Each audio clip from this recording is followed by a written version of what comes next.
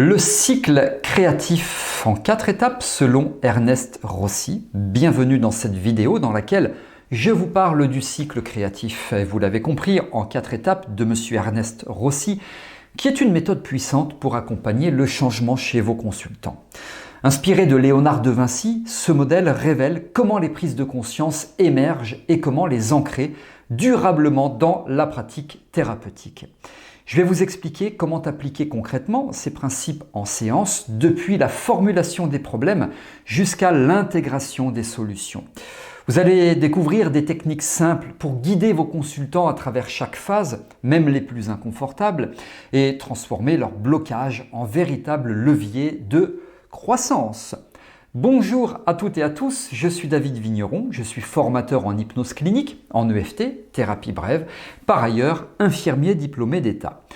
Le cycle créatif en 4 étapes selon Ernest Rossi, c'est parti, on démarre. Alors monsieur Ernest Rossi a consacré sa carrière à décrypter les mécanismes du changement humain. En étudiant les carnets de Léonard de Vinci, il a identifié un schéma universel que nous retrouvons dans toutes les transformations profondes.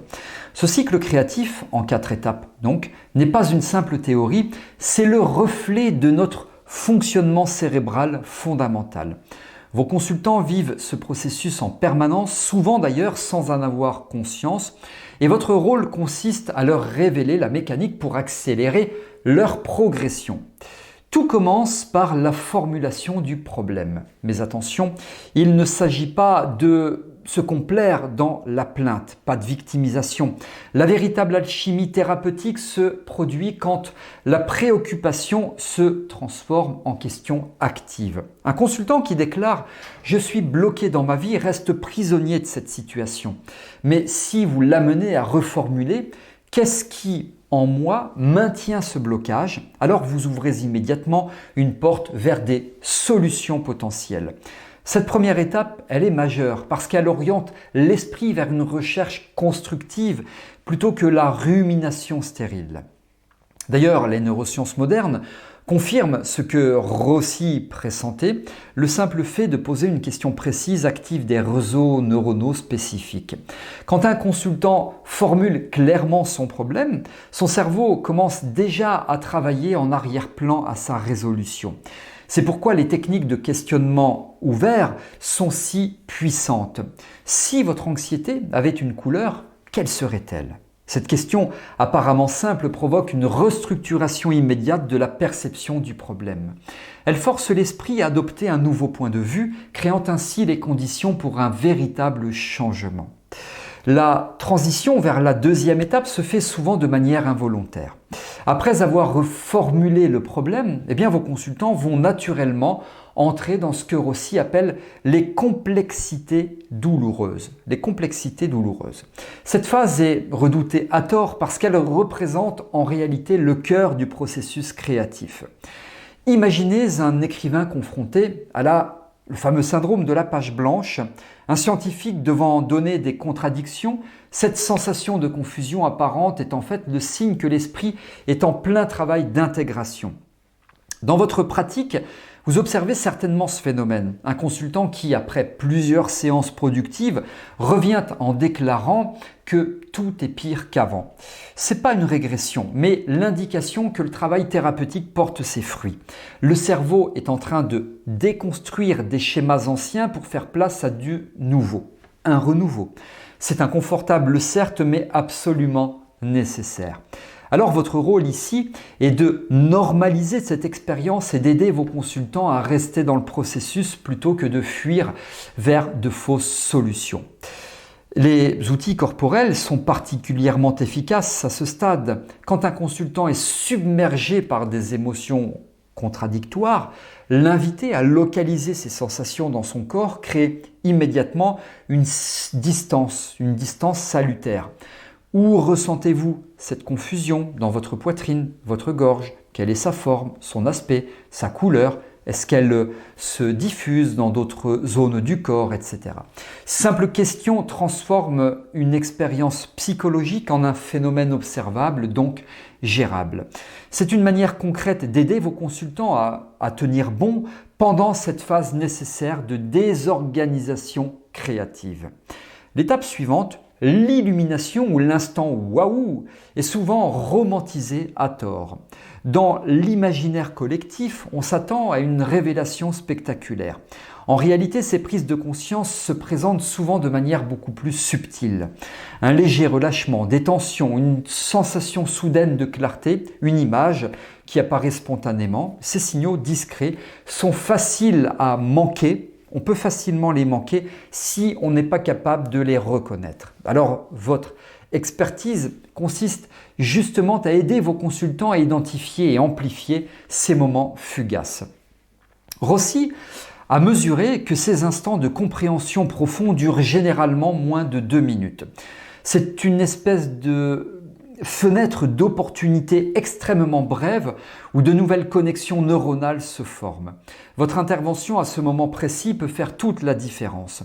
Des techniques simples comme faire répéter la prise de conscience à voix haute ou associer un geste à l'émotion ressentie permettent d'ancrer durablement cette nouvelle compréhension.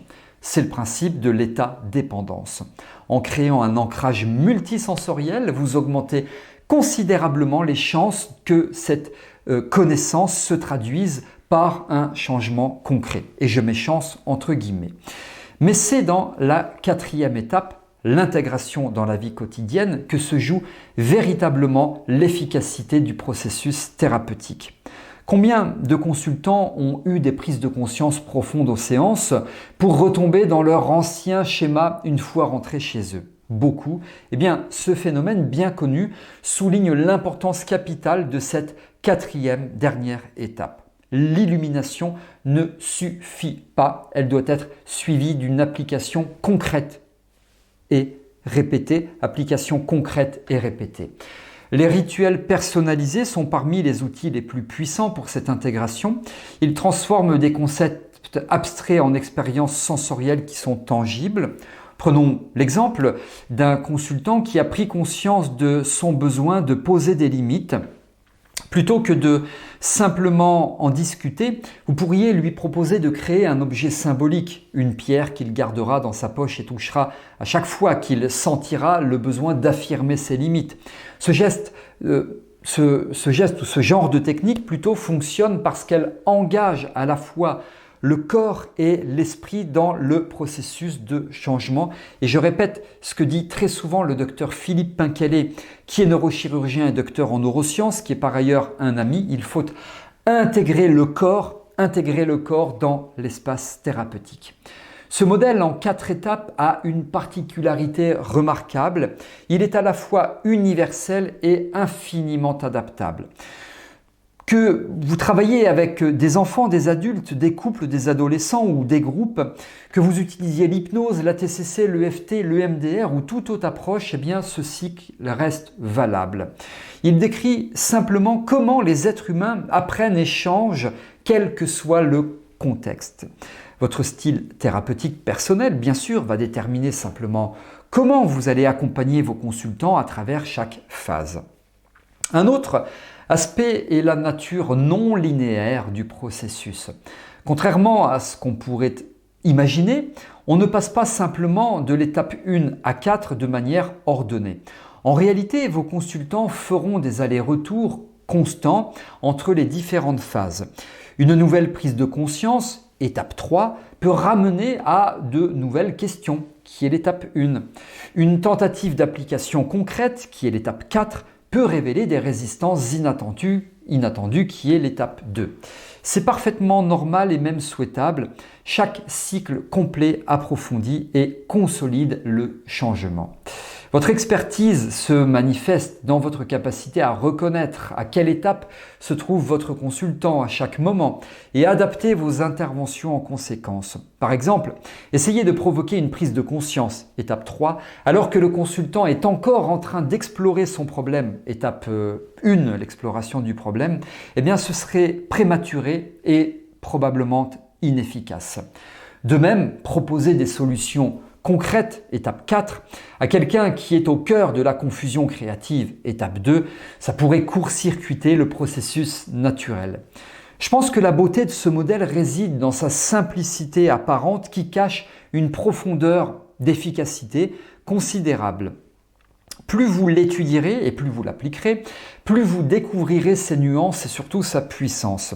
Il offre à la fois une carte, une conduite pour vous guider dans vos interventions, dans vos accompagnements et aussi un cadre pour comprendre la progression naturelle de vos consultants. En l'intégrant dans votre pratique, vous gagnerez en précision et en efficacité tout en permettant à vos consultants de devenir progressivement autonomes, la fameuse autonomie, dans leur propre processus de changement. On favorise l'autonomie, on aide les consultants à accéder à leurs ressources mentales et physiologiques très souvent inexplorées ou inexploitées. En fin de compte, le cycle créatif de Rossi nous rappelle une vérité que je qualifie comme étant fondamentale. Le véritable changement réel prend du temps et passe par des phases nécessaires. En tant que thérapeute, même coach aussi, votre rôle n'est pas de réparer, je mets des guillemets, vos consultants, mais de les guider à travers ce processus naturel en sachant reconnaître et valoriser chaque étape. Et c'est cette compréhension qui transforme une simple technique en un véritable art thérapeutique et conduit à des résultats durables. Et c'est ce qu'on souhaite, des résultats durables. Bien sûr, et je suis focus résultat, si vous me suivez, vous le savez. Voilà pour tout ce que je souhaitais partager avec vous ici. Sachez que vous pouvez vous abonner à mon canal Telegram, c'est tout à fait gratuit, une fois par mois environ. Je vous diffuse du contenu, il est gratuit, il y a des bonus, il y a des mini-formations, etc. Tout ça, c'est exclusivement produit pour ce groupe. Pour vous inscrire, c'est sous cette vidéo, alors profitez-en. Pour finir, je vous précise que vous pouvez vous abonner à ma chaîne YouTube. Pour cela, cliquez sur le bouton s'abonner, activez la cloche de notification pour être informé lorsque je sors de nouvelles vidéos. Vidéo qui, j'espère, vous l'a plu. Si c'est le cas, vous pouvez liker en cliquant sur le pouce bleu. Et si toutefois vous avez des questions, des remarques, commentaires, suggestions ou autres, vous pouvez m'en faire part. C'est sous cette vidéo, j'y réponds sans intermédiaire. Merci de m'avoir suivi et écouté. Je vous retrouve prochainement dans d'autres contenus. À très bientôt.